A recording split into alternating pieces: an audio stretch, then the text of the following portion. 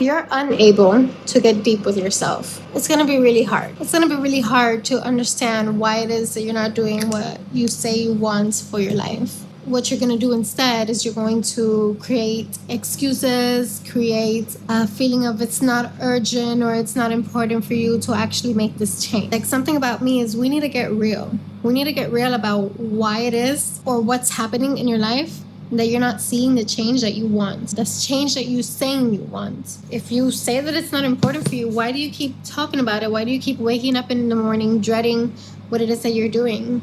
Like, are you really okay with staying that same way? Are you actually okay with that? And if you want to change, you need to be honest. You need to figure out the why. You need to figure out why is it important for you. You can start to imagine, like, what would your life be like if you actually had that change in your life? Because a lot of people, they just don't imagine, they distract themselves a lot. They have, the phone scrolling. They have going out with friends and not taking the time to really reflect whether you want your energy spent on that night out. You're not actually connected with yourself and figuring out what it is. For me, that's been very, very important. I'm so happy that I started and said, I see how this is actually beneficial for us.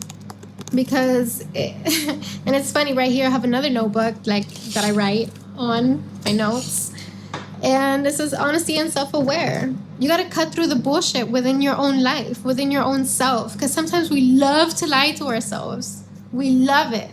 And if you're a woman and you've ever been in a bad relationship, and it's a really sensitive topic, but I've been there, and I know a lot of other people, a lot of other women have also been there, where we lie to ourselves. We lie that we're happy, that we're okay with this, and we just continue. And the craziest thing is that we have that hope that things will get better. This is kind of like that. Crazy thing is that there you don't really have the control of what the other person is going to do.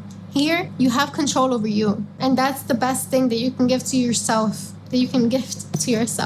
And the way that you will see that you do have control over yourself is by taking the actions. You might say, Stephanie, but it's so hard for me to take the actions. I don't know. I don't have time. I don't have enough money. I don't have enough energy. There are steps. There are methods. You can figure out the ways for you. And if you need some help with that, girl up, let's dive deep. And don't get on the calls with me thinking that I ain't gonna dive deep. But we need to figure out what it is that's actually going through your mind. A lot of people do not. What it is that they're going through, with the day to day, you kind of just keep it in your mind. You talk to ChatGPT, you have a journal.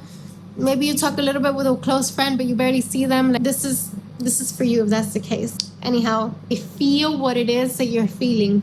Reflect on it and then see how you move. All right?